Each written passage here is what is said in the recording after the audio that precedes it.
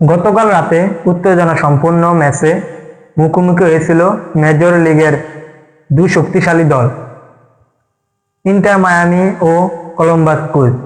এই ম্যাচ ঘিরে দর্শকের আগ্রহ ছিল তুঙ্গে, কারণ মেসি ছিলেন মাঠে, তার প্রতিটি স্পর্শে যেন জাদু। খেলা অনুষ্ঠিত হয়েছিল ইন্টার মায়ামির হোম গ্রাউন্ডে বিআরবি স্টেডিয়ামে, যেখানে হাজারো ভক্ত মেসিকে দেখতে হাজির হয়।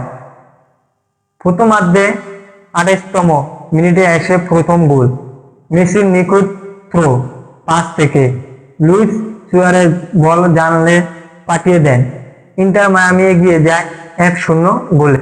দ্বিতীয় অর্ধের খেলা শুরু থেকেই আক্রমণাত্মক ছিল ইন্টার মায়ামি। 63তম মিনিটে মেসি নিজেই বল পান পেনাল্টি বক্সের ঠিক বাইরে থেকে, আর কোনো ভুল না করে দারুণ এক গোল করে দলের লিড দ্বিগুণ করেন। কিন্তু কলম্বাস ক্রুজও সহজে হার মানার মতো পাত্র নয়। 75তম মিনিটে তারা একটি গোল করে ব্যবধান কমে যায় 2-1 গোলে। তখন থেকেই ম্যাচে টান টান উত্তেজনা।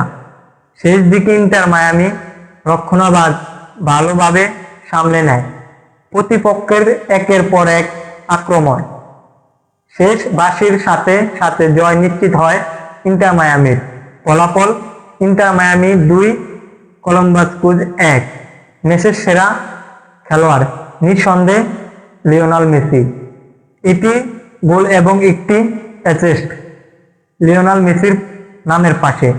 তিনি যেন প্রতিদিনই প্রমাণ করেছে ফুটবলে তার মতো কেউ হয় না।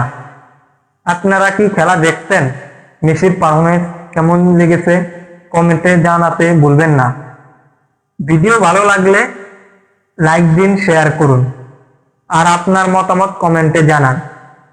আমাদের ফেসবুক পেজ মোহাম্মদ রাকিব 66কে ফলো করতে ভুলবেন না। ধন্যবাদ।